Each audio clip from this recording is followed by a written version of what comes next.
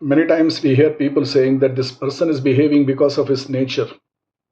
His nature is this. That's precisely why he is behaving this way. Anytime have you thought of trying, understanding our own nature? We must know our nature. What is the nature of our individual self? So understand this, our own nature. We should try to understand there are five fundamental urge in every human being. Unless we understand this five fundamental urge, we'll not able to understand ourselves. So let us try to understand these five fundamental urges. What are these five fundamental urges? Number one, it's the first urge. We all want to live forever. The desire to live is universal. It does not depend on any purpose.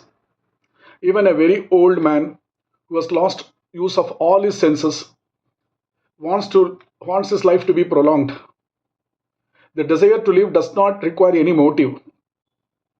It is inherent in everybody. So that is first desire to live forever.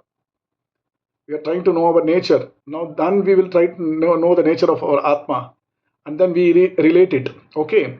Now first is we try to live forever. Second is curiosity. The desire to know is the next urge, which is common to all people. The third desire is experience the pleasure. Whatever pleasure, the desire to live, the desire to know, and the desire to enjoy pleasure and to avoid pains, universal among all human beings. Even the pain may be for a minute. It may be located in a small part of our body, while the rest of the body is healthy, but still the man feels totally unhappy on account of the small pain. So we don't want pain. These are all the urges.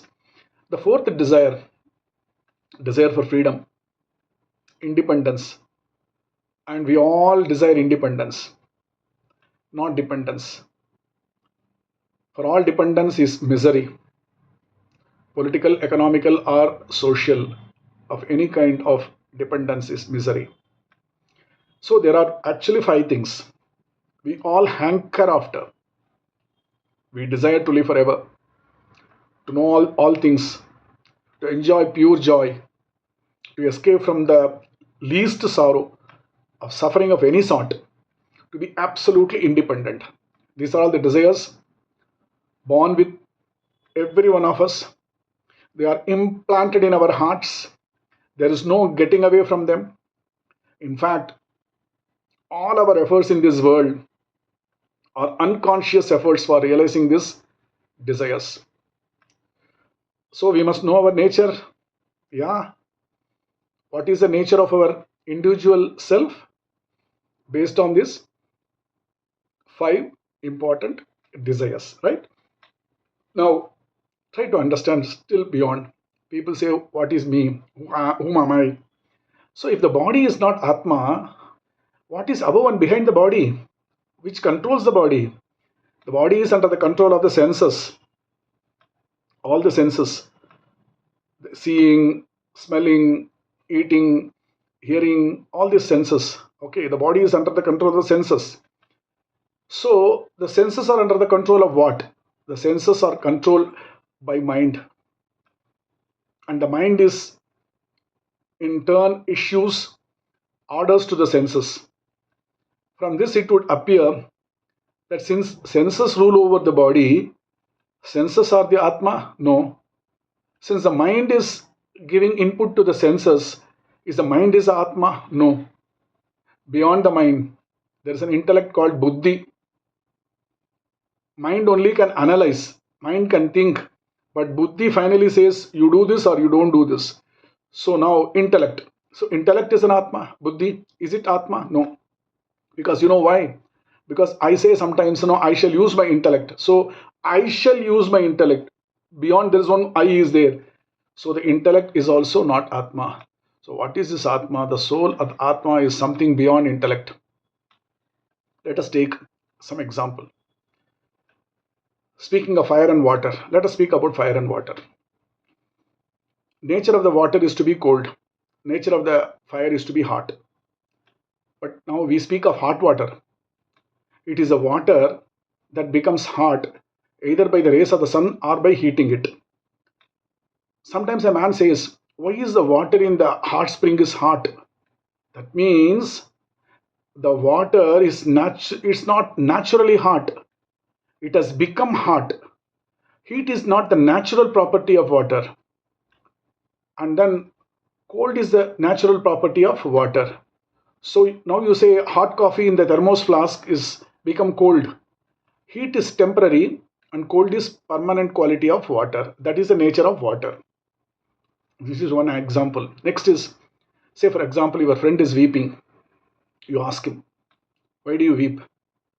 That means that sorrow on account of which he is weeping. It is not natural to him. It is upalakshana, not his lakshana. Man feels sorrow on account of a cause which has acted on him. Sorrow needs an explanation. This is the first thing. The second thing is, however great and tremendous, however shocking the cause of the sorrow does not continue with that intensity for a long time. Gradually, it goes, it heals. So, with the passage of time, sorrow diminishes. As the heat diminished in hot water, after some time, we saw the natural quality of water is cold. The heat is acquired quality. Similarly, sorrow in an acquired quality of people. Joy is the natural quality, so the sorrow goes. Joy is natural to us because it is external to us. Ananda is the lakshana. Dukkha is the upalakshana. Similarly, also for our existence, you have a neighbor to whom a child is born. You inquire to him how the child is doing. He says, quite well. There is no further questions asked. Did you ask any questions if he says is doing well? No. So later on, you learn that the child died. Then you ask, why did the child die? What happened? So death needs an explanation, not life. Even if you ask a person why he is weeping, you ask about a person why he died. You don't ask, why are you happy? Why are you alive? You don't ask these questions. Suppose if there is a doubt about a man whether he is alive or dead. The physician feels his pulse and he says he is dead.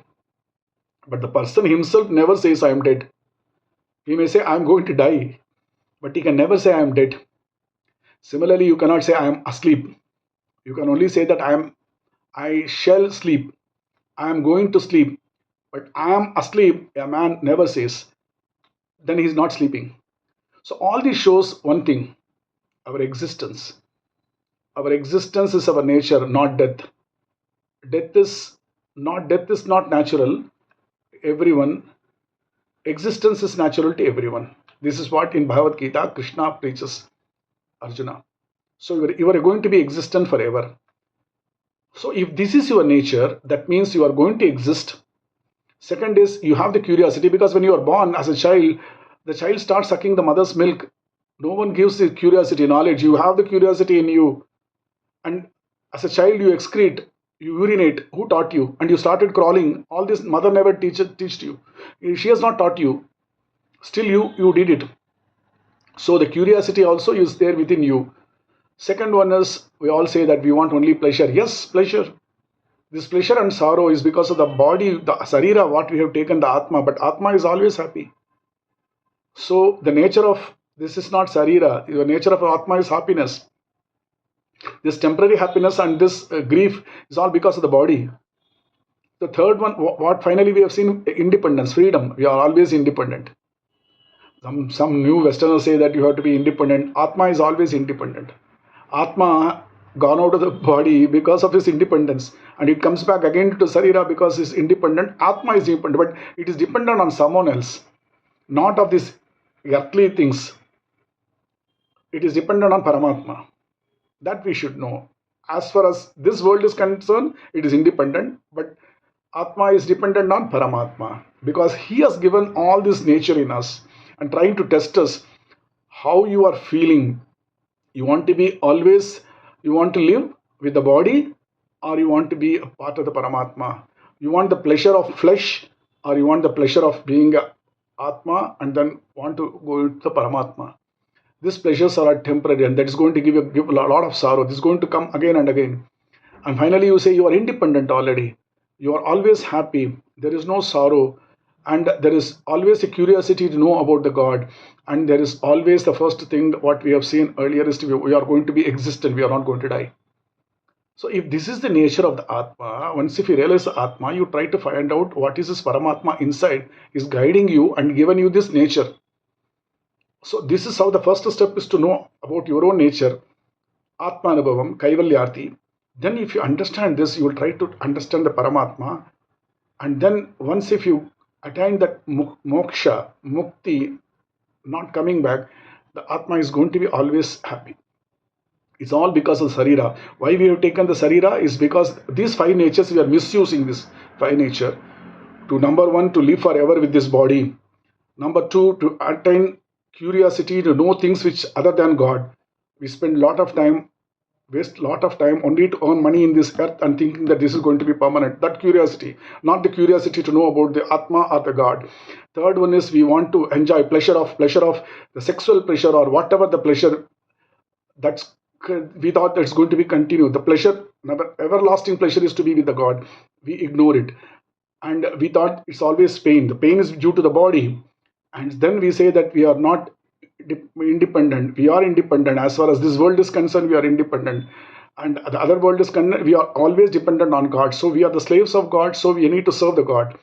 So the nature of the Atma we understood. Now next time when you say this person is behaving this way because of his nature, try to relate it to your nature and say, have you really delivered according to your nature in this world?